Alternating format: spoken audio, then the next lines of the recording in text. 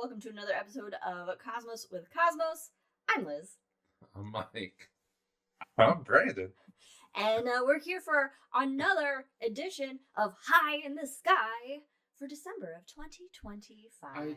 Can we stop with the time? December. I mean, it's just 2025.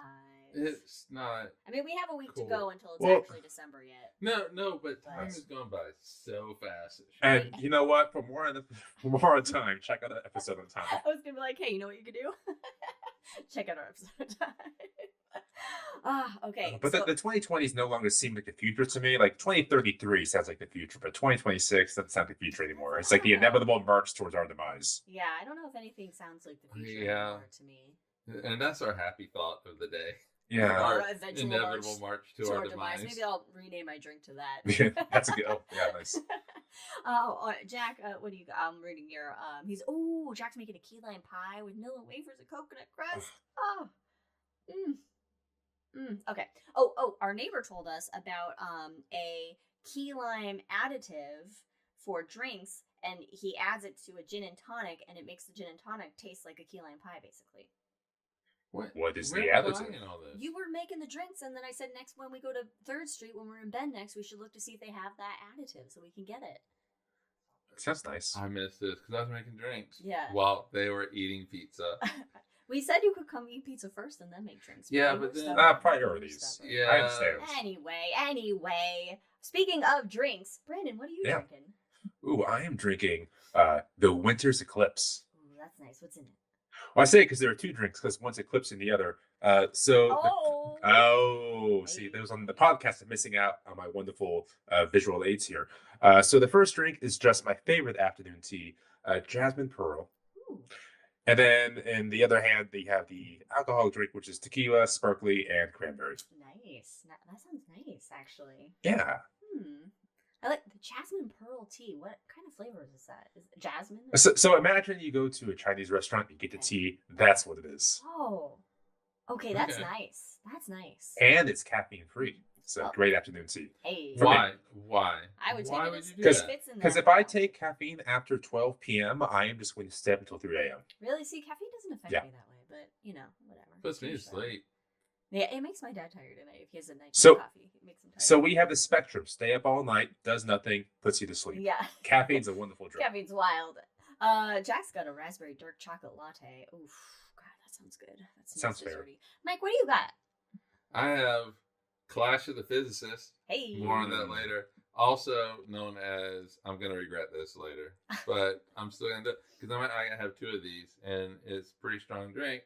It has bourbon, hard apple cider, and I think there was something else I put in there. I don't remember what it is, but hard apple cider and bourbon, and so yeah. I'll regret this later. No, that's one of my favorite drinks is bourbon, or technically it's Irish whiskey and cider, hard cider. That's one of my favorite drinks. Oh, yeah. I put there is like a cinnamon. Oh, a honey syrup. Honey syrup was in it. Oh, that's one of Is in it. nice. Also, I put a little cinnamon syrup in there to give a little bit of cinnamon kick. Oh, nice. When you put the cinnamon in there, do you do the pinch move? You kind of throw it in the You drink? know what? It's a syrup. It's a syrup. Oh, so that's right. I didn't. That For the would be best. messy if I did a pinch move on syrup. And Elizabeth says that you can have jasmine pearl tea. That is a green tea, so you can get it with caffeine for those who need a caffeine. A hot toddy. See, I thought about making a hot toddy because it's a little bit chilly and I was a Same, little cold. yeah. But then I was like, you know what? It's gonna get cold and blah blah blah. So I didn't. Instead, I am drinking what I'm calling brain matter. Because it could be Halloween all year long if you want, and the glass fits with this.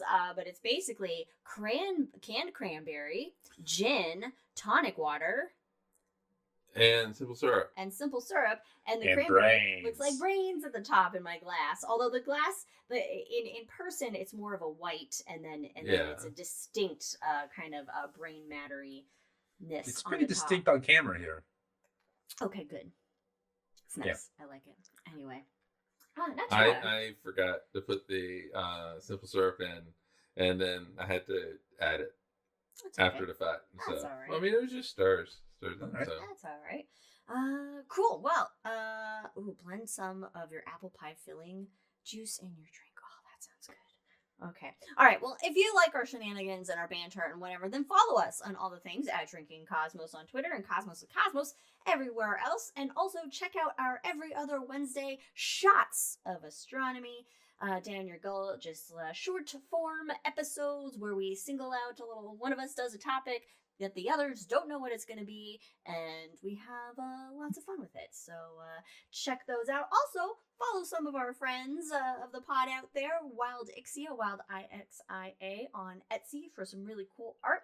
Our buddy Ron Proctor at the MrProctorShow.com. He does some cool stuff with Blender, which is a CGI making 3D modeling software. I just like watching things turn around to a beautiful oblivion.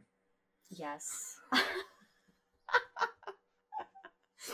and if you're in the Council Bluffs, Iowa area, Jack, go to the Rolling Bluffs Planetarium there, rollingbluffsplanetarium.com. If you're in the area, check out what he's got going on in his dome in that area of the country where there's corn. I always think there's corn. Is there corn, Jack? I don't know. Is there corn? I think we have this conversation like once a year Do about we always corn in talk about Iowa. Corn in the Midwest? I don't know. It's just I know Nebraska's corn because they have the corn huskers. That's Look at you breaking what I out know. like a football Look team at that. mascot. That's what I know. Anyway, we do have some rules, a little game, if you will, if you want to play along. If you happen to hear any dogs barking, which doesn't happen too much anymore, Well. take a drink. Oh, well, yeah, you never know. And then if we make any Star Wars or Lord of the Rings references, take a drink. So, you know, when we're getting nerdy with it. But I think that now is the time that we should start to get high in the sky for December 2025. Woo! Now, our constellation highlight this month, I decided to go down south. Didn't we do Again. that last month? Yes, because Alright, cool. you know what? We never really highlight the southern hemisphere, so I'm trying to do it a little bit more to be equitable to the globe. Yeah, we got we got to help out our worldwide, worldwide fan audience, base. Yeah. We got people Technically, people in right? New Zealand, Technically, yeah, people sure. in other places south of the You equator. never know. I don't know. But there's a whole other half of the sky in the southern hemisphere that has stars and constellations and cool shit. So even if you don't live there, if you go on vacation, here's something you can look for. And this constellation is Vela. Hey. Ella. Hey. Hey. All right, I'm sorry. I'm sorry, guys. And Vela is the sail of ships is what it means. And it was actually part of a single constellation that was broken in 3. The constellation was Argo Navis, which was the ship that Jason and the Argonauts took to Drove get around the ocean with Golden the Fleece. sea. No, they just went to go get the Golden Fleece off of the... was the sheep golden, or was just its fleece No, golden? they had to drive it on the ocean or drive it on the sea. They drove it on the sea? Yeah, that's what I said, yeah. Yeah, they drove Take a it on drink. the sea. Bobby, come here. Didn't hear it. We're drinking. Oh, did he bark? Okay. Yeah. Oh. Apparently he's going Vela crazy. like Bella. Yeah, Vela. I don't know if it's pronounced Vela or I'm gonna assume it's pronounced Vela or Vela. I'm gonna go with Vela. Anyway, and so this Argo Navis constellation has been broken up into 3 pieces with Vela the sail, then you have Carina the keel, and Puppis. There's one right there. There's a Puppis right there. Mhm. And we're talking about Puppis. And Puppis is also known as, take a guess. Anyone want to take a guess? Somebody wrote multiple pupils in our notes. I'm going to guess that's Brandon that wrote that. Brandon wrote Do you that. know what it is? Do you know what Puppis is? I do know what it is. It's the poop deck. It's the poop deck, everybody. It's a constellation that's the poop deck. I wonder, do people actually go poop on Also the the poop deck? stern. Oh, yeah, okay. Well, But I like the poop deck better. the poop deck's fun. I'm sure there's a reason it was called the poop deck, and it has to do with poop. I'm just saying, there's got to be a reason. Brandon, do you know why the poop deck is called the poop deck? That's where you throw the poop off the deck. Maybe you poop in the buckets and you go to the top to throw it off. Yeah, that's what I'm going with. Okay, so Jack does Vela for the constellation, Vela for the star names. Oh, all right, there we go.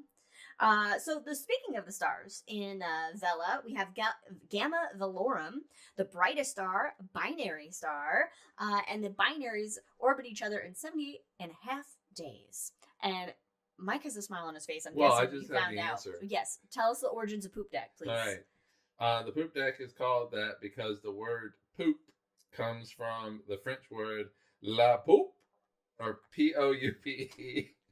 La poop. La poupe, which means stern or back of the ship. Oh, that's boring. Oh man. Boo. La I'm just poop gonna deck. imagine that that's where just people went poop back in the day. And then they had the crew come along and just like, pour Like- buckets of water Like and have them brushes. hold their hands so they don't go off the back of the ship. Yeah. Like hold me fast, Mickeys. Never let go. Or if you don't like them, you just let them go. So Gamma Velorum, this binary star system, it's one of them is a luminous blue star, so a very bright blue star that's 30 times more massive than our sun. The other star, however, is the closest and brightest Wolf-Rayet star. And Wolf-Rayet stars, they're rare, and they're some of the hottest stars. And they're wolves. They're made of wolves. They're made of wolves. They howl That's in the just night. science, guys. It's science. No, it's this star in particular, this Wolf-Rayet star, is 170,000 times brighter Jesus Christ, balls. than the sun, and its temperature is 57,000 degrees Kelvin. So Hot. our It's hot. sun's surface temperature is like, what is it, 10,000 degrees? Yeah, 10,000 degrees. Yeah. Ish. Fahrenheit, right? So Fahrenheit. Now, Wolf-Rayet stars, they can be between 20,000 degrees and 210,000 degrees Kelvin on the surface temperatures. So this one's So- kind of like in the... So the sun's we're going to say about 7,000 Kelvin? Yeah. So It's hot. This is much, much hotter. Much hotter. Don't... 1 Kelvin equals 1 degree Celsius, which is about what? 1 1 Kelvin and a half? equals 1 degree Celsius? Yeah. They just have different starting points. Oh, okay, because where the zero is. Yeah. So for Celsius, it's water. It's based on water. So where water freezes is 0. 100 is where it... What happened with Fahrenheit? Was Fahrenheit just like, So I what? actually found out about that. So Fahrenheit is 0 just because that's the coldest the guy could make his lab. So it was 0 because that's as cold as he can get it. Wow. Okay. I've always wondered about that. Yeah, like, what are we going on Thanks, here? We're just Mr. like- Fahrenheit. And 0 for Kelvin is absolute 0. Yeah. You can't make your lab any colder than that. No. So, Or can Cool, no, cool, cool. you can't. That we know of. No, you can't. Okay, the next star, Delta Velorum, is a triple or a quintuple star. okay, So- so we're not entirely sure. We're not entirely sure.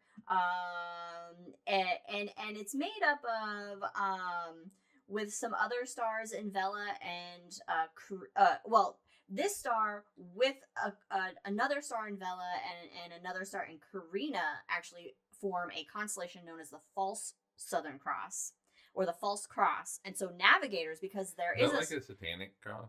I was thinking the same yes, thing. it's the yeah. That'd be a good Greek name.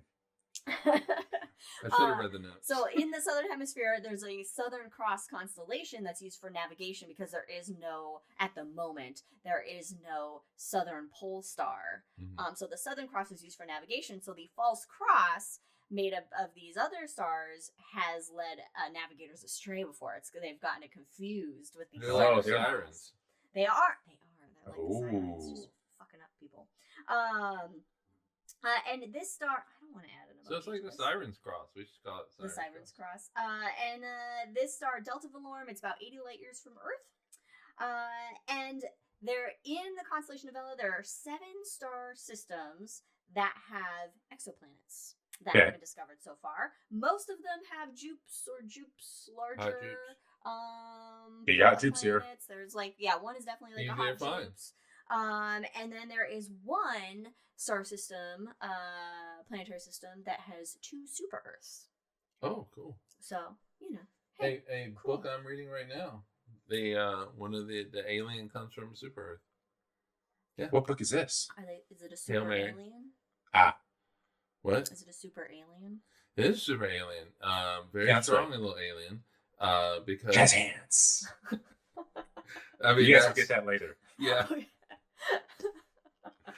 with multiple jazz hands. Jazz hands. Anyway, you'll have to read the book. It's a good book.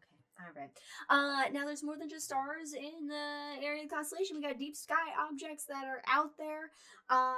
One of them is the Southern Ring Nebula, NGC 3121, which is a planetary nebula. There's a ring nebula in the northern hemisphere, and this one looks similar to it. What's special about it? It's just there's a Southern Ring Nebula. And we know the ring one in the northern hemisphere. So I was like, hey, why don't I point out there's also one in the southern hemisphere? It's also one of James Webb's first pictures. Oh, is it? Cool. So then you have the Gum Nebula, which I've never heard of. The Gum Nebula. It's a faint emission nebula. And it's possibly the remains of a 1,000,000-year-old supernova. Oh shit! Really? Yeah, that's like That's pretty recent. Okay, Yeah. So it's not a planetary nebula. No. It's the Gum Nebula. So does it look like gum? I don't know. I didn't get any pictures of it. Inside the nebula, there's actually a smaller and younger supernova remnant inside this. So there's this is like an old 1,000,000-year-old possibly supernova remnant, and then also inside of it there's a supernova remnant as well. And this supernova could have been visible from Earth 10,000 years ago. Oh shit! Wow. Yeah. What And were we doing 10,000 years ago? what were we doing 10,000 We years ago? probably were Minding just our like coming out of an businesses, ice age. hunting Well, the and Earth doesn't gathering. exist 10,000 years ago, people. Oh, so. that's right. I forgot. That's right. And it also has the first pulsar because at the center of the supernova remnant, it wasn't a big enough star for the core to collapse into a black hole or anything like that. So what remains is a pulsar that's basically just like these like jets that are like boo, boo, boo, because it's spinning really fast, and so energy's coming out, and it looks like a lighthouse if we're looking at it and we can see it. Anyway, it has the first pulsar to be discovered optically. Oh, that's cool. Yeah, I thought that was a neat fact. I was like, okay, that's cool. And then we have NGC 3201, which was discovered by a man named James Dunlop in Sounds Scottish. 1826. A little bit. Mm-hmm. I would love to attempt to do a Scottish accent, but it's not gonna happen. Do everybody I else's know, accent. Scottish is hard. Scottish and Irish are really hard accents. Yes, he was Scottish and he worked in Australia, so Oh. get that accent down. Hope for the God. best. Scottish Australian accent. It's a globular cluster, and it's one of two globular clusters that we found that show a definite inhomogeneous star population. So what this means is that the stars aren't all the same temperature or whatever, but instead the stars are hotter the farther away they are from the core. I know. Because his belly done lapped over his belt. Get in my Get belly. in my belly. What is Brandon doing? I don't remember what this was for, but apparently I need to watch the movie again. Gold. Yeah, it's Austin Powers Gold. Gold member. Gold member?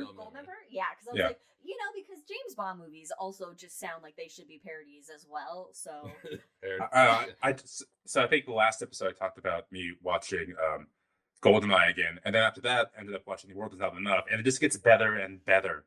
Oh my god, it's so gloriously good. good. Yes. Bad, but good. Yeah, I get it. So globular clusters should most of them we see the stars are the same population, same type. They're in the same phase. They're all kind of together. Phase of life. Phase of life, but this one has not stars that are not the same within it. So we found two of those apparently. It also has, this will be the last deep space object that I am highlighting in Vela, RCW-36, which is not a race such car. A romantic name.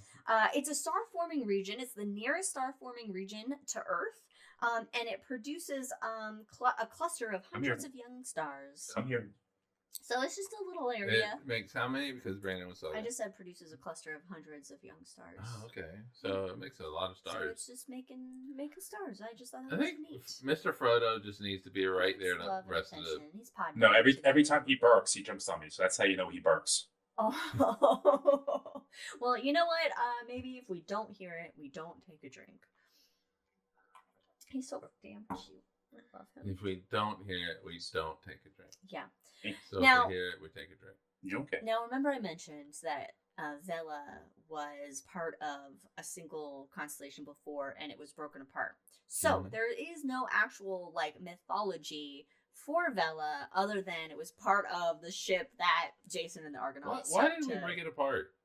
Were well, we just bored and just wanted to add 2 more Oh. constellations? Well, it was so the constellation was like made or whatever, and then it was most accurately charted in 1752 by a French astronomer named Nicolas Louis Delcaille.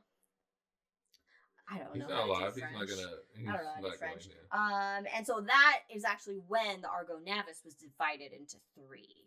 All right. Well, and then Jack says apparently too that big. stuck. I don't know if that's a statement or a question. That the constellation was just too big. That's like we Yeah. can break this shit up. I There- guess there that was makes like- sense. There was a Teddy Roosevelt astronomer. We had to break it up.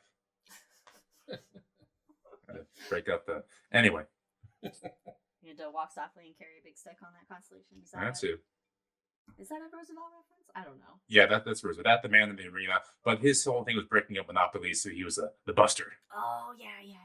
See, my American history is a little, We need a more. little shaky. We But need we more. we started watching the busters of American monopoly. Revolution documentary. Yes, by it's Ken so good. Burns. It's so good. It's good shit. I'm enjoying it. We also watched the Death by Lightning on Netflix about James Garfield. Oh, me too. That was so good too. It's so good. I wasn't expecting it to be good, but lo and behold, Me it neither. had my attention the whole time. Me neither. I was really interested. For more on this, check out the. Find us in the Hangover. Find us in the Hangover. Hangover. All right. All right. Now, the sky, there's more to the night sky, of course, than a constellation up there. So, for December of. Okay. So, Jack says it was too big. After the river, it was broken into balance the northern and southern constellations. All right. That makes sense. All right, yeah, They're sure. Like, all right. Let's break this up. Plus, it's easier to, like, chart out shit that's in the sky, in smaller chunks. Anyway, Yeah. Hey. All right. So December, we have some planets that are going to be up that you can view. In fact, Mercury. It's a good time to see Mercury on December 7th. It's at its greatest western elongation. So if you're not it's in Oak Ridge. so if you have not a lot Oh of no, we actually could have a shot. maybe if you don't have a lot on your horizon, then it'll be a good time to see Mercury. Mercury tends to stick close to the sun, being the closest planet to the sun in our solar system. And so on December 7th, it's gonna have its farthest kind of distance from the sun, and so it has a better separation from it in the sky from our point of view, and so it's kind of the best time to try and spot the little guy. Mars, unfortunately, sets with the sun. Venus rises with the sun, so no go on Mars and Venus in December. But Jupiter Jups. rises 2 hours after sunset. And Saturn will be up there for the most of your awake time of the night because it sets around midnight. So, unless you're staying up into the wee hours of the morning, you can see Saturn until about midnight or so. Oh, So, okay. Jupiter What Saturn. do vampires do during Christmas? Like, do they have a Do Is they this a celebrate? riddle or Do is they this? celebrate Christmas? everything Do I they say give is each other- technically a riddle? Do they give each but other presents? I don't know. Like, I thought Liz would know that. What is the? It's. What holidays do vampires have? Is what I'm Do they asking. have Well, holidays? What do they celebrate? They celebrate Halloween. We all celebrate this one. Halloween. They probably like Valentine's Day. Oh, that's true. All the Yeah. hearts. A lot of necking. Hey. All right. All right, now. There you go. Hey, there we go. Great Elizabeth minds think alike. So as far as some celestial events going on in December, on December 4th, we have the full moon. It is the last of I think it was 3 supermoons this year. And so that just means the moon's slightly closer and it looks a little bit bigger, but it's really not gonna be that noticeable with your own eyeballs. But hey, check it out, because the moon is always super. It's known as the cold moon, because it's December and things get a little bit No. chilly. For at least us up here in the At north. least in the northern hemisphere, it gets a little chilly. And most of these full moon names, I don't know if in the southern hemisphere or if any indigenous populations in the southern hemisphere have names for their moons, but most of ours that we know of are derived from Native American very- tribes. Yeah. You know, It's very North American. Northern hemisphere centric. yeah. But it's a cold moon in December, so December 4th. And also, it is going to occult the Pleiades. So, Ooh. if you got binoculars, you can watch the moon basically cover up the seven sisters, the Pleiades, And then uncover it. and then uncover it. And it's going to take a bit. So just. Grab a blanket, get some hot cocoa or a hot toddy. And, Well, that sounds nice, actually. I want to do that. and a chair that leans back. Elizabeth, do you think the Maori tribes have like 30-letter names for the moon seasons? Okay, I would hope so. And we should use those. Okay. We need more Maori. We do. We do need more Maori stuff. Are we allowed to do that? I don't know. We are not allowed to do Okay. that. But yeah. Okay. And of course, the main event in December is December 21st. The winter solstice! Woo! Oh, Pew-pew-pew-pew. I thought you were going to say my son Alan's birthday. There are two main events. So 21st, the winter solstice. So that is when winter begins officially. We'll have the shortest day and the shortest night. No, shortest day and The longest. shortest day. There we go. Shortest day and longest. Yeah, night. it's like a whole Pitch Black episode.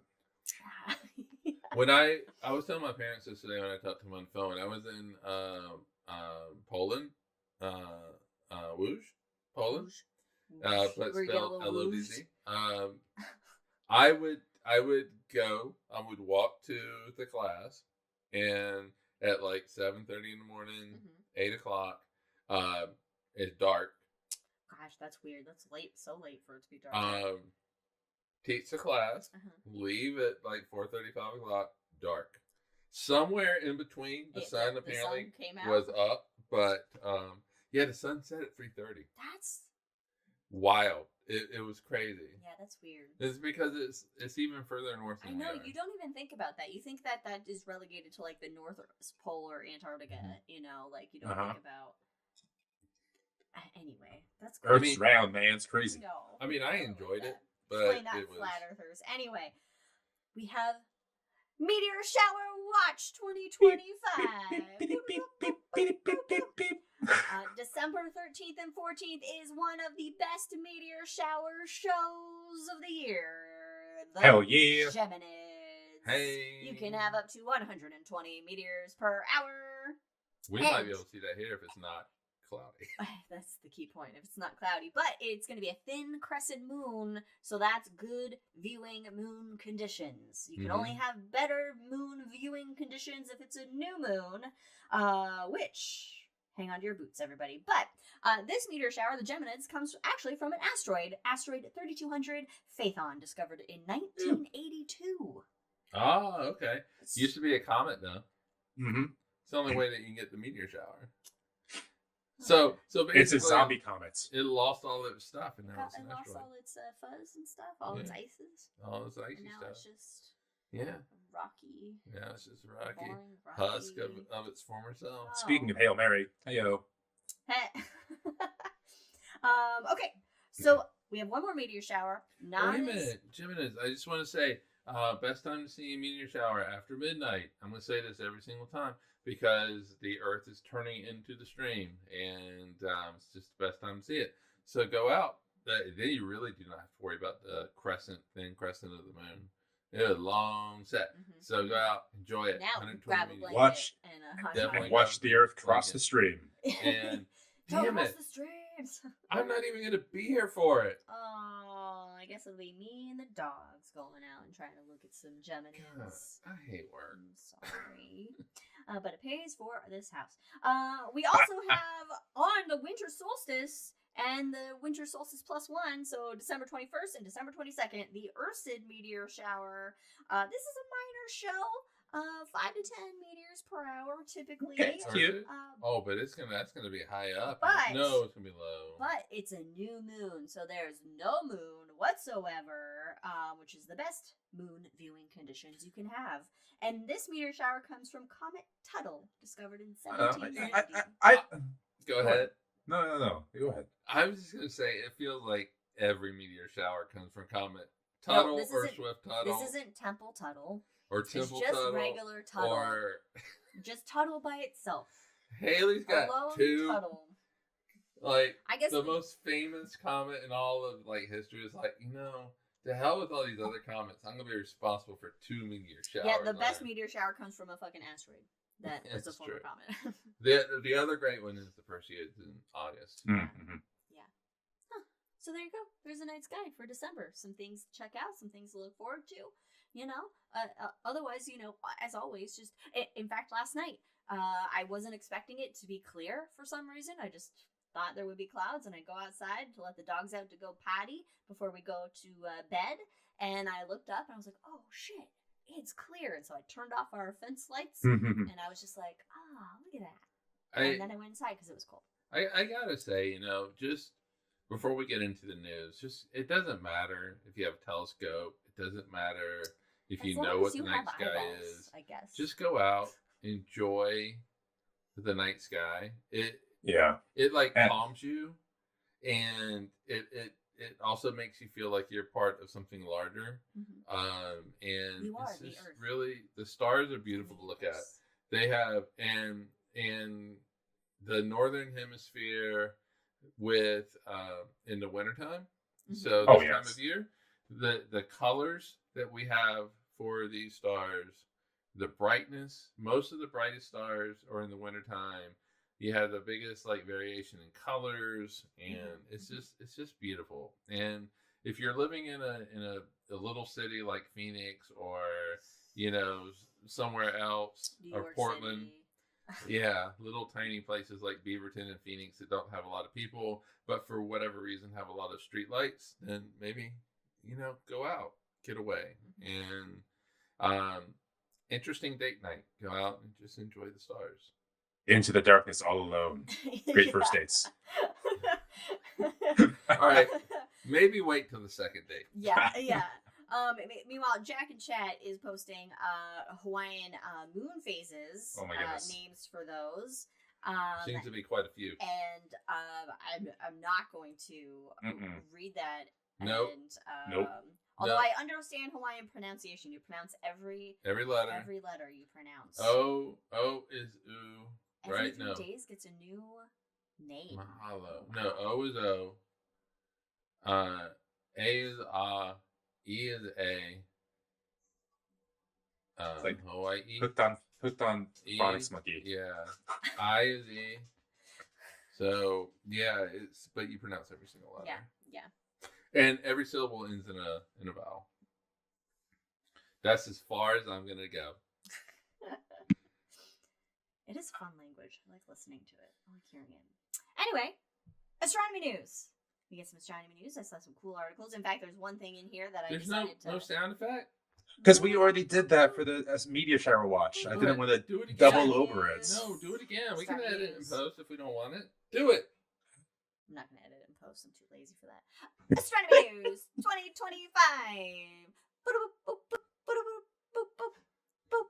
Although check out our Thank you for tardigrades humor episode me. because I did add the special effect into the tardigrade episode with the echo that we were doing. Oh shit! Really?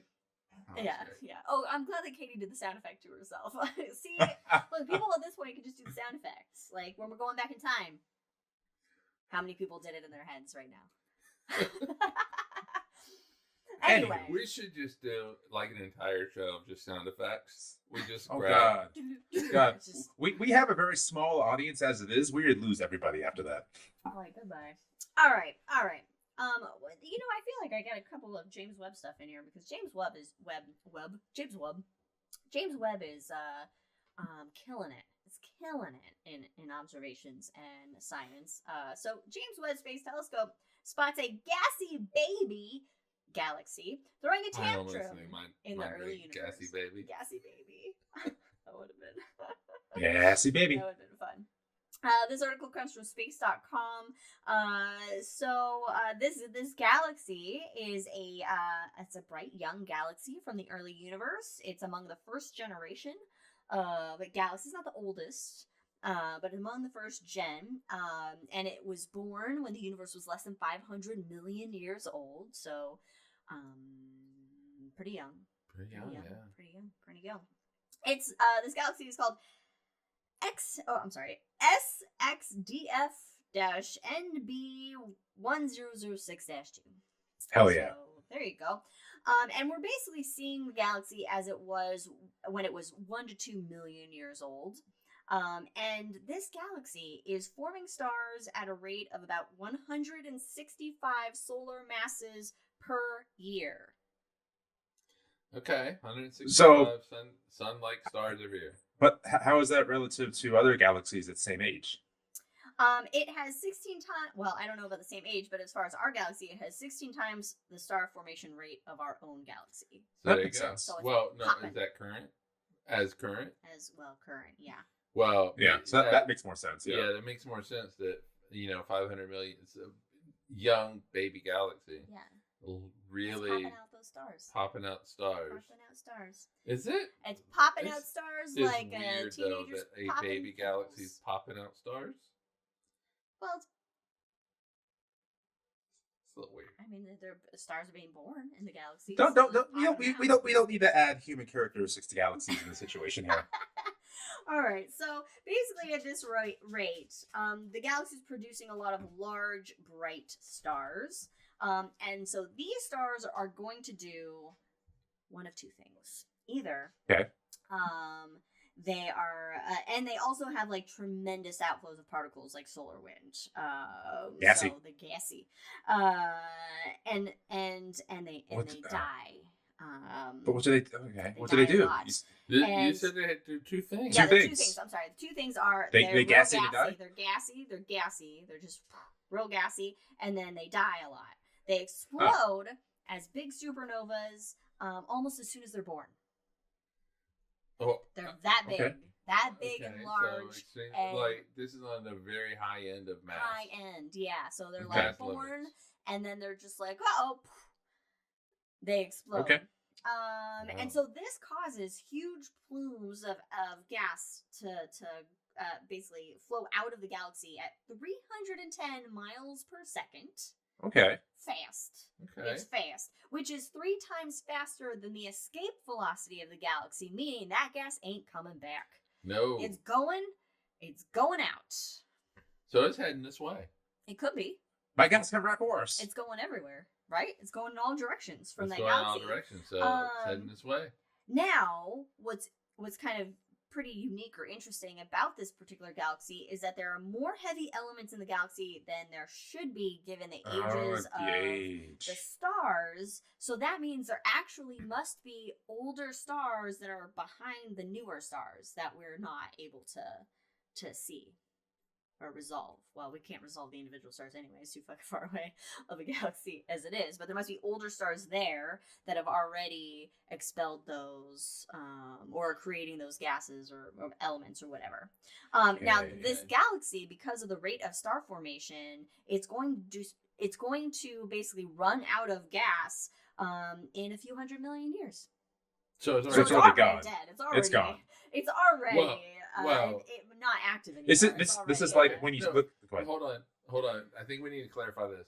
The galaxy is still there. It's still there. It's just not star formation. Star formation is Yeah, done. so it's already depleted itself by in our current time frame, but we're seeing it when it was just ripping and roaring through its gas. We're making shit. We're Yeah. living We're this seeing good life. it in its prime. Yeah. Now it's just a quiet And then husk they of get- itself. They turn 56 and get old, and then it all Yeah. stops. Just ran out of gas. You Nothing just run out works. of gas. Yeah. Nothing works anymore. Now this next article, this one's for you, fancy physics man. I already read it. Here we oh, you already read I it? read it. Okay, the galaxy's gone through menopause. It's already gone through menopause. Are astronomers wrong about dark energy? New study casts doubt on universe's accelerating expansion. All So right. from CNN. Let's hear it. All right.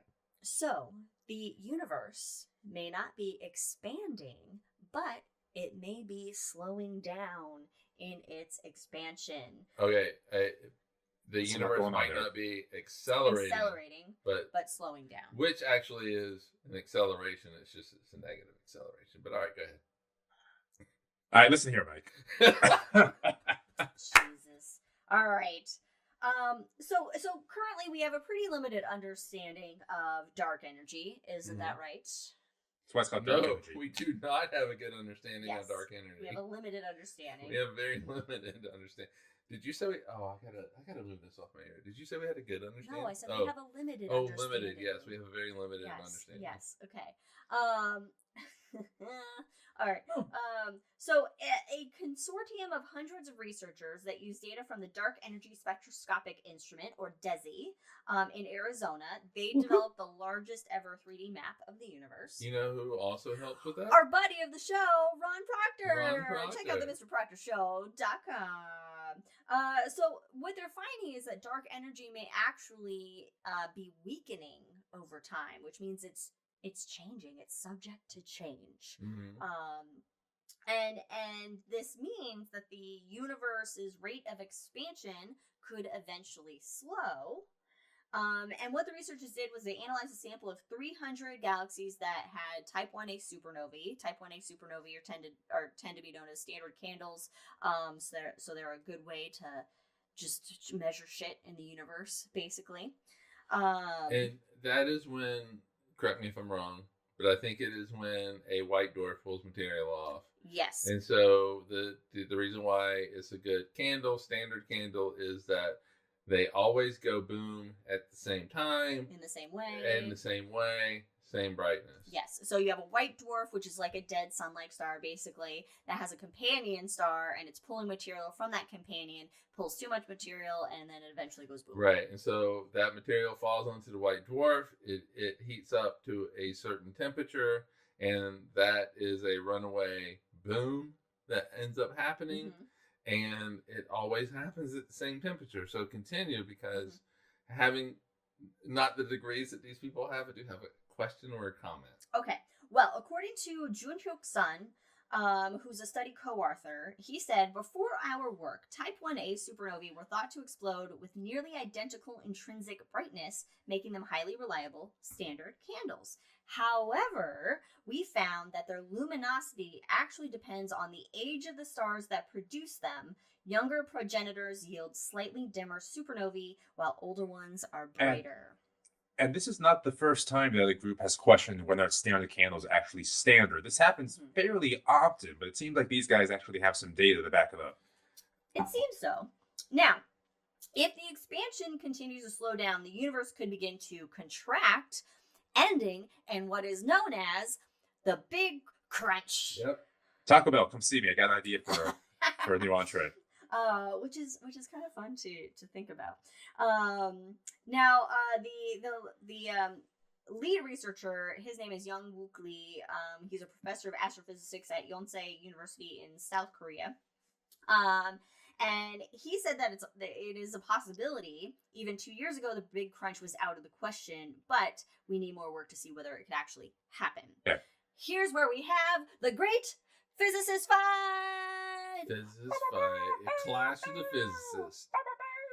That was my, whatever that basketball sound is, or horn. That was my impression of that. That was a Okay. That was a Okay. Okay. All right. So, according to Adam Rees, or Rise, a professor of physics and astronomy at the Johns Hopkins University, and one of the recipients of the 2011 Nobel Prize in Physics, said, this study rests on a flawed premise. It suggests supernovae have aged with the universe, yet observations show the opposite. Today's supernovae occur where young stars form. The same idea was proposed years ago and refuted then, and there appears to be nothing new in this version. He just sounds like a cranky old white man, I assume, right? I mean, he probably is. Yeah, but What? he has some shit that backs up what he's saying. Now, Oh, sure. I know nothing Lee about comes him. back. Lee comes back at that comment, and he says that Reese's claim is incorrect.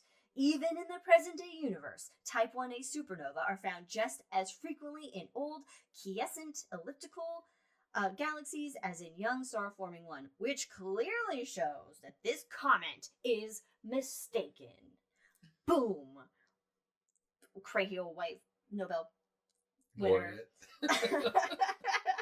The so-called paper that refuted our earlier result relied on deeply flawed data with enormous uncertainties. He said, adding that the like a fake news age brightness correlation has been independently confirmed by 2 separate teams in the United States and China. They're throwing shade. So the so-called paper that's in the quote. Oh, it's wild. I love it. I love it. So basically, what this shows is that in the past you had some people that were like, hey guys, I think there's like these tiny little particles we can't see and let's call them quantum. And then other physicists were like, you guys are fucking crazy, you're full of shit, there's no fucking way in your so-called papers that there are these little tiny fucking quarks and whatever. So it just shows that that physics and our understanding of the universe really, like, it's not down to a science. I mean, we don't. I mean, technically, it is down to science. Science, but we don't have all of the science to. We're still trying to understand. We don't know everything. We don't have all. Well, it's true. We don't have all the science. To say but I everything. think for this, we do have the science. We just don't have the data. Now, for the dude in Korea. Now, I'm not saying he's wrong. Mm-hmm. I do not have the chops to be able to say that he's wrong at all, and I will never say that. My only question is, what is the physics? Because it to me, the way that this is popular science, right? Reading Jack says, I'm visualizing nerds in Andre the Giant singlets with pocket protectors built in entering the ring. Yes. Let's have these debates in the wrestling ring. Special night of WWE Monday Night Raw. I prefer epic rap battles of history. That shit's good too. Would Adam watch that? But anyway, yes. That is all right. So I guess, how does a white dwarf, that is accreting, is this material is falling onto it? How does the physics know that? And I do have a thought on this, but how does the physics know that this is a young star versus an old star? The physics is the physics. And there is no... Maybe it has to do with the amount of gas or some shit. I mean, that's a thought, is that as material is falling onto it, you're getting a higher amount of, say, like helium and other elements and stuff like that. But in all honesty... I think because they're using the luminosity to do measurements with dark energy, I think they've noticed different, that the luminosity isn't as standard as once thought, maybe. Yeah. I don't know. It just feels. Look, I don't know. But I do want to point out, this is exactly how science is supposed to work. Yes. Here's a theory. No, exactly. Let's poke holes in it left and right and make sure people can cover it up and explain it away. If not, it's wrong. So this is exactly how science is supposed to work. I am follow the fucking data. Whatever the data says. Not lore. Is whatever. Not lore. Never follow lore. No. Unless it's to your death. Whatever the data says, that is what it is. Kill your darlings. Do not hold steadfast to old ideas. And if there really is a time dependency, an age dependency on these type 1 supernovae, then now we kind of have, I'm not going to say a problem, but it does give kind of a range for some of these things. And it might get rid of dark energy, which actually makes the universe simpler. And I'm kind of cool with that in a way. Are you saying that with all this, different ranges of times, we have a wrinkle in time? I think that's a little forced, but okay. Everything I say is forced, Mike. Welcome to the show. Now, everybody, Vera C. Rubin might hold everybody's beers, because the Vera C. Rubin Observatory started working this year. It's set to help settle this debate with the early 2026 launch of the Legacy Survey of Space and Time, which, by the way, Legacy Survey of Space and Time, that sounds legit. It sounds like a great show, sounds actually. Amazing, yeah. I would watch that show. So we're going to be able to peer deeper, farther, faster, better, whatever Daft Punk quote, with Is that Daft Punk? Sounds like a very NASA pro. That faster, murder, deeper, faster, fun, stronger. But didn't it originally like start with like NASA and like how we're gonna go to like Mars and stuff, or how they were? That's faster, cheaper, better. That was in the '90s under Administrator Sean something or another. Anyway. And there's Brandon with the random NASA fact from age-old history. I knew Brandon would know. I knew he would know. Stuff. So we'll see. So there's been some new studies that say one thing, and old Nobel Prize winners are like, fuck you guys, you don't know what you're talking about. And then we got new telescopes that'll be like, wait, let us take another look at some stuff. I do love the idea of a Nobel Prize laureate being proven wrong. I just want to see some physicists duke it out in the ring now. I think that would be great. Really funny. There we go. Harder, better, faster, stronger. There we go. Thank you, Adam. Who is? It's Adam. Orange Tag? He changes? I think everybody's things except for Jack are weird on here. Anyway, all right. Next one. Now, this is something that I wanted to highlight on the last High in the Sky for November, but I was lazy and didn't get any pictures together. No. Lazy means no. There's no lazy. You are more efficient. You work more efficiently in this particular case. You wanted to give our fans around the world. So this time, I wasn't as lazy. So this... Yeah. Dying star is forming a strange spider structure, and Webb is giving scientists a brand new view. This is the Red Spider Nebula, and I have, an image right here. Oh, that's pretty. Ooh. I think it's just absolutely gorgeous. I was gonna say, this like ooh and ah sounds like sarcastic. But it's not. It's not. This is like very. This is the Red Spider Nebula, NGC 6537, and I really just wanted. Are you okay? Yeah, it's fine. Spider. No, it's a pretty spider, so it's fine. Not in the house. Not here. And I just really just wanted to show it because it's just a really cool fucking picture, and that's really why I wanted to show it. And I was gonna put it in the Hubble version as well to do a comparison. I forgot about that.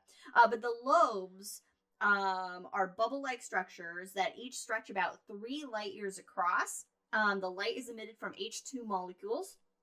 Gas flowing from the center of the nebula has inflated the bubbles over thousands of years. And the purple kind of S shape at the heart, which I don't know if you can really tell in this image of that. I can see it. It's light from ionized iron atoms. Oh, shit. Interesting. Yeah, so I thought that was neat. Have we done a show on how we color? Yeah, we've talked about it. Yeah, I think we have a while ago. Yeah, I think maybe in the episode we talked about corn dogs for a while. I don't remember. Oh, it might have been. No, that was with that Shannon from. I would love a corn dog actually. Oh God, we were talking about corn dogs the other day, or hot dogs or something. Anyway, so that was the Red Spider Nebula. And I just wanted to show the new. It's just a cool James Webb picture of it because I thought it was. Really cool. I know that like everybody at any point in history says the same thing. They want corn dogs? Exactly, as they should. But fuck, do we live in an amazing time? Because we have corn dogs, but we also, because we have like the James Webb Space Telescope, the Hubble Space Telescope. One might say it was the best of times. It was the worst of times. Oh shit! What are Korean corn dogs? What are these? What are Korean corn dogs? Oh my god, Korean corn dogs are the absolute best. So in the middle between Seoul and Gwangju, South Korea, we stopped at this little truck stop, right? And there's like multiple shops of just different types of corn dogs. Some are just pure cheese with different seasonings. Some has a giant meat in them filled with cheese. Others, there's lots of cheese in these corn dogs. They're incredible. We gotta go to Korea, South Korea. Not North one. No, I'm not going to North. But although it is weird when you fly into Seoul or go to the airport, you can see North Korea across the river, and it's weird being in this magnificent city and looking across the way and just seeing nothing. Like it's eerie. Yeah, I really think about that every single time that like I fly to China or like that I end up. I'm sorry, but Elizabeth says they have them here now. We can get Korean corn dogs here. We gotta look. They gotta have them in Portland somewhere. Cup Up doesn't count. Cup Up. Anyway, so for more on South Korea and Cup Up and the corn dogs, check out the Hangover. When we forget that we were going to talk about this. Okay, the next article is scientists get a first look at the innermost region of a white dwarf system. Cool. Let's see it. Okay, so I do have an image. This system is 200 light years from Earth, and it's just an artist rendition. Oh. It's not the actual. I'm sorry to disappoint you. All right, but this is also when we were talking about the Type 1A supernova. It looks like Laffy Taffy or whatever it is. That looks like the rainbow, right? Rainbow Road from Mario Kart. It's a simple rainbow road. Yeah. But so you have the white dwarf that's in the center. It's pulling that material from the large star due to its powerful magnetic field.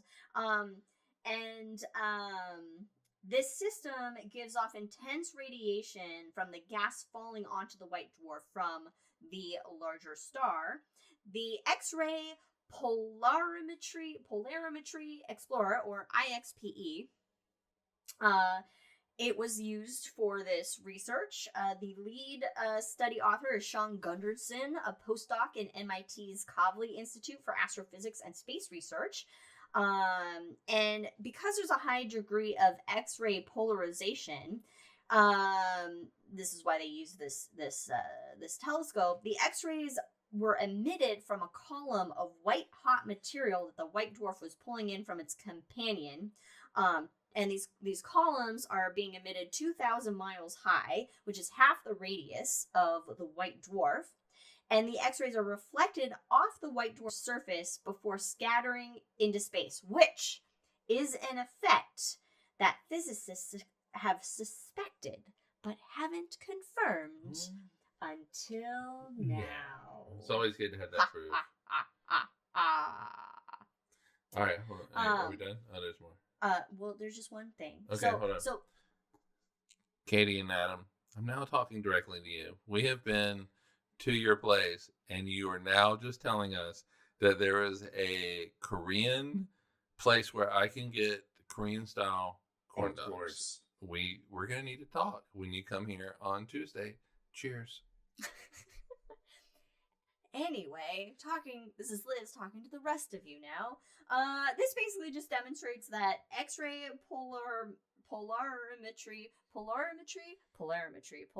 Okay. I don't know. What does your heart tell you? Can be an effective way to study these extreme. We gotta take a drink. What does your heart tell you? Damn it! I thought I could sneak that one in under the radar. Yeah. Which is Frodo alive? What does your heart tell you? Yes, he's alive. Yes. That's one of the things I quote the most from the movie, I think, is what does your heart tell you? I guess that's true. Now this one's pretty cool. This is also James Webb. Webb reveals APEPs. Well, what? APEPs, yeah, we'll talk about APEP.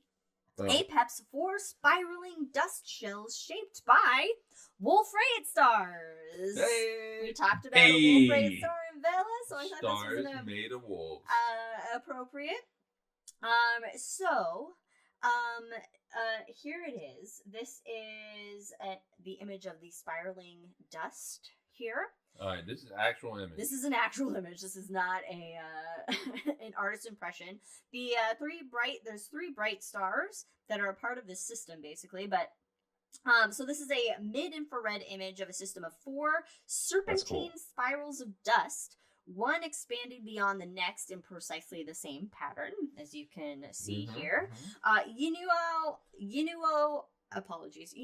Han, the lead author of this paper, which was published in the Astrophysical Journal, and he's a postdoctoral researcher at Caltech in Pasadena. So there were observations that were taken prior to Webb that only detected like one shell around the star, and the existence of other shells was hypothetical until now. Webb has provided the visual evidence that there are the more shells surrounding it, and these shells are emitted over the last 700 years by 2 aging Wolf-Rayet stars in a system known as APEP. That's right, APEP. It's fun to say APEP. Which is actually, you gotta pop your P's. So. Which APEP is the Egyptian god of chaos. Oh hell yeah! Okay, I got a new nickname for Frodo. Yeah. Speaking of which, that is a good one. All right, that's well named. All right. Cool. So these have a rare orbital. The 2 of the stars pass by each other every 190 years, and they pass closely for 25 years, and they form dust, which is what's forming these shells. It's a rare orbital period because most Wolf-Rayet binaries have orbits between 2 and 10 years. And so they have confirmed that there are actually 3 stars that are gravitationally bound to one another in this system. So you can actually see them in this image, the bright ones. So there's one in the lower bottom, almost mid, but kind of right middle. And then the bottom left, and then the one in the middle of the spiral. Those are the 3 stars that are gravitationally bound. Yes, no one can see you point at them in the picture. No, it was for yourself. I was really kind of hoping that you would actually be a little quieter about it, like with a little. That I wouldn't point it out that you were pointing to the stars. Yeah, but I thought about doing the same. I thought about like running a mouse over, like see here and here. Of course they can't. What am I talking about? This is a podcast, not a watchcast. Use your imagination. Although the video is now in Spotify. Oh, so don't say use your imagination. Use your imagination. Now, dust that's ejected by 2 of these stars is actually slashed by the 3rd star, which is a massive supergiant star, and that is actually carving the holes that are in this image. So the 3rd stars has caused these holes that are in here.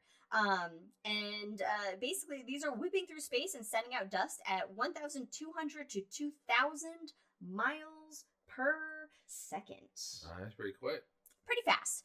Now the dust itself, it's largely amorphous carbon. I don't know what that means. Amorphous carbon. Amorphous carbon. I'm gonna Let's break it down. And say it's carbon. It's amorphous carbon. So according to Han, the lead author, carbon dust grains retain a higher temperature even as they coast far away from the star. While the exceptionally tiny grains are considered warm in space, the light they emit is also extremely faint, which is why it can only be detected from space by Webb's mid-infrared instrument, or MIRI. So, and that's why ground-based telescopes haven't been able to see the shells. They're basically too faint to see. What does amorphous mean? All right. Well, this comes to you from Google AI. So take it with a grain of amorphous carbon, if you will. Amorphous carbon is a non-crystalline form of carbon that lacks long-range ordered atomic structure. Unlike it's not like graphite or diamonds. It has a disordered glassy structure with a mix of something called sp2 and sp3. Hydrized carbon bonds. So it's not structured. It's not structured. I think basically. All right, it's amorphous. I also thought when I heard that word, I just thought of like frogs because amphibians. And like amphibian carbon. It's amphibian carbon. All right, so the remaining mystery in this is the actual precise distance to the stars from Earth. We actually don't know how far away they are from the Earth, and that will require future observations. And eventually, all the stars will explode, and either one of them could become a black hole. Oh. My favorite thing in the universe. I know, so I just think that's fun. So basically, Webb has scientists were like, hey, here's something here. We know that there's this one thing here. What is happening here? We know there's one thing going on here. We think that there should be other stuff going on here. And then Webb comes around and they go, hey, we were right. There's the things we thought was there, and it's actually there. And Webb proved some science. Science was proven. I think Webb's going to prove a lot of science. It's also going to upend a lot of science. Yeah, a lot of physicists. That's the hope. It's going to prove a lot of things that we might understand. It's going to upend a lot of things that we thought we understood. Which is good. Science is science, right? Science going to science. Science is going to science. Science going to science. Or was it science be wild? Science be wild. Science be wild. Science be wild and science go to science. All right, last one. Last article. Oh, I thought that was the last one. All right. No, this is the last one. There's always more in space. There's always more in space. Where no one can hear you scream. And this covers one of my favorite space topics. And the title is... Oh, yeah. And the gimme gimmies. The Andromeda Galaxy quenches its satellite galaxies long before they fall in. So, folks, we're talking about galactic cannibalism. Hell yeah, we are. And by the way, it's me first. And give me I don't care. I'm just... Look, this is how I'm sorry, did you write this or did Brandon write this? Mike said it. I just have to fill in the gaps. This note in the outline says, Mike loves black holes more than Jackie. No, he said it. I did say it, actually. You did? I did say it. I said other than you. My mind said, A, that's sweet, but B, wait a minute. Jackie. We're missing some votes here. No one loves anything more in the universe than Jackie. Yeah, I actually love Jackie more than Liz. Yeah. That's fair. That's fair. Okay, so we all know I love galactic cannibalism. You know, larger galaxies eating up, gobbling up smaller galaxies. You know, it's good times. And mergers of galaxies, they play a big role in galactic growth. Mm-hmm. So our Milky Way slowly consuming the large and small Magellanic Clouds in the southern hemisphere. Others, yeah. Just slowly sipping on them over time. Just sipping on take little nibbles sipping. Here and there, you know. Is it a sip or a nibble? It's either or. It depends. It's a galactic gulp. Stars. Okay, that's fair. That's fair. And actually the evidence of this is there is a stream of gas called the Magellanic Stream that's about 600,000 light years long that is coming into the Milky Way because it's like it's slurping. It's slurping. I drink your galaxy. So our neighbor Andromeda, which is a bigger galaxy than us and also headed our way, stay tuned for more on that in about 2.5 billion years. But it's known to host many dwarf galaxies. So here's an image. The Andromeda Galaxy is in the center, a very defined spiral there in the center, kind of almost edge on.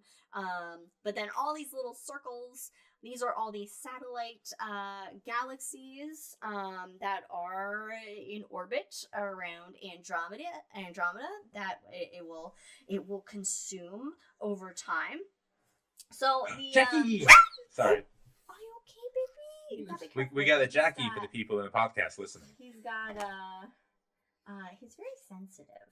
Good old man. Sensitive boy. Right there he is. Leia came over because Jackie General Leia. Squeal and good just calmer. Oh, he hates it so much right now. He hates it, but he's so damn cute.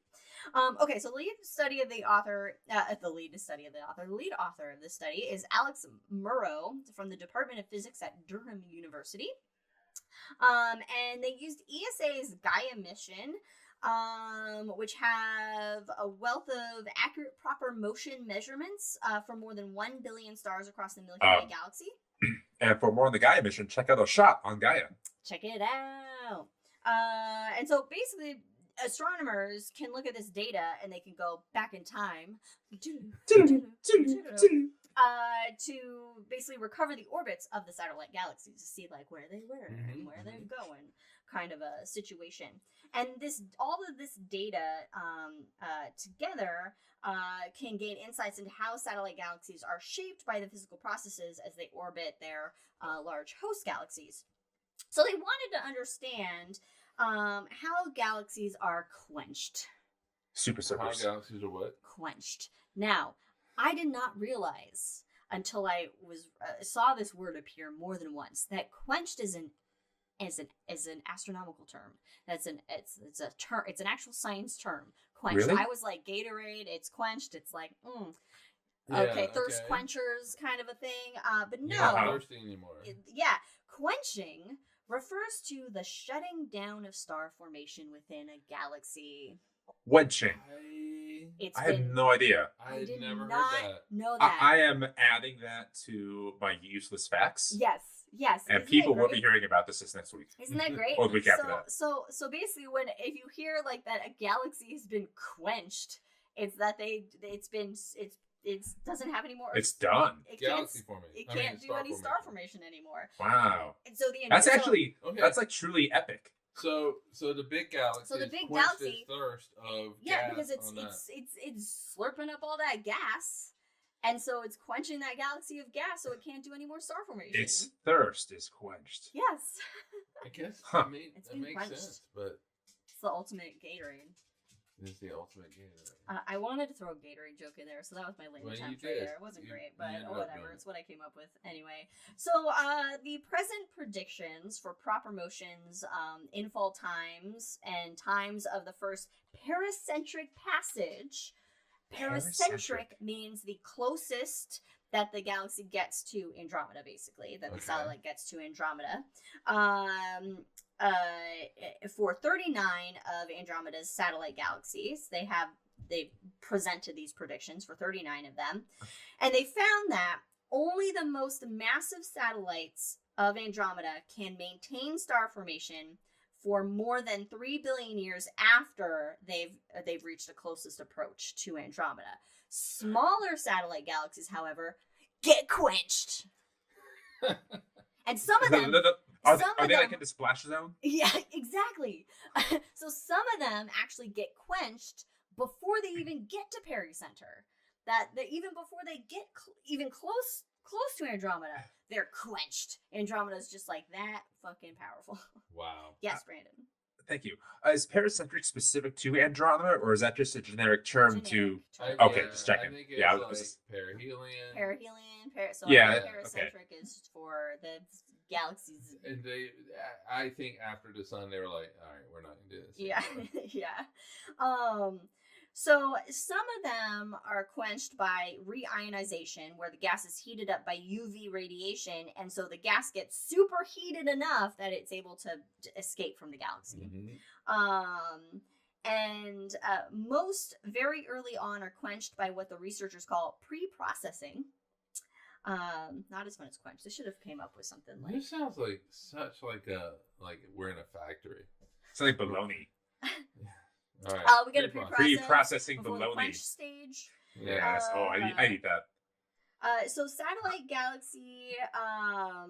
So this basically, the pre-processing is when a satellite galaxy has spent time near a different host galaxy with a lower mass than Andromeda, and this pre-processing can heat the gas enough to remove it, leading to quenching before it even gets to Andromeda.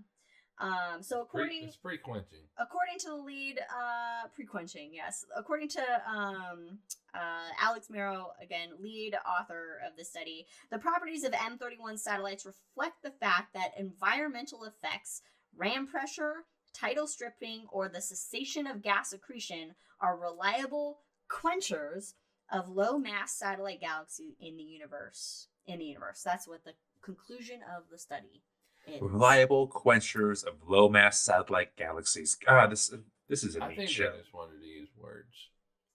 They just did this stuff. What is this, Hamlet? Like, words. They wanted to bring quench into the awareness of. Stop trying to make quench and happen. Done it, and we. You can't make quench happen. Quenches. We have helped them. Mean Girls in the same sentence. We have helped them, and if they get a Nobel Prize, we should get credit. Okay. I agree. Yeah. We contribute it. As we will find out in the Hangover book, Einstein's Shadow, who gets credit in Nobel Prizes is actually big amongst Discovery conferences. It is. That's true. That's true. All right, Jack's leaving. He's got a Friendsgiving, but goodbye and enjoy cheese fondue, Taiwanese hot pot. Oh my gosh! Happy Thanksgiving, Jack. I hope you have a great. Yeah, happy Thanksgiving. Yeah. And meanwhile, since that was the last article for High in the Sky for December 2025, where I think we got quenched. Quenched science. Quenched on our science. Our science has been quenched. Thanks for joining us, everyone. There's lots of stuff to see in the night sky. So of course, go outside, check it out, see what's up there. Of course, watch the entrails of 3200 Phaethon. Yes, the Geminids. So check those out.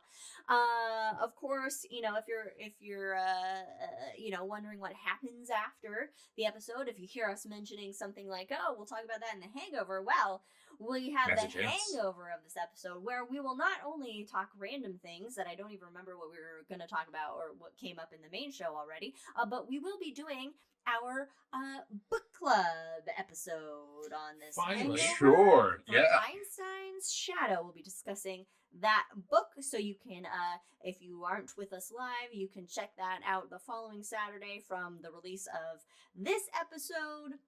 But anyway, a lot of math in there. Yeah. Anyway, following. Anyway, yeah. See us in 2 weeks. And yes, we will be back. Like and subscribe. Oh yeah, like and subscribe. Like and subscribe. Those things. Whatever. Like and subscribe. We're just so bad at socials. Anyway, bye everybody. Sorry. Have Cheers. a good. Hope you had a good thing.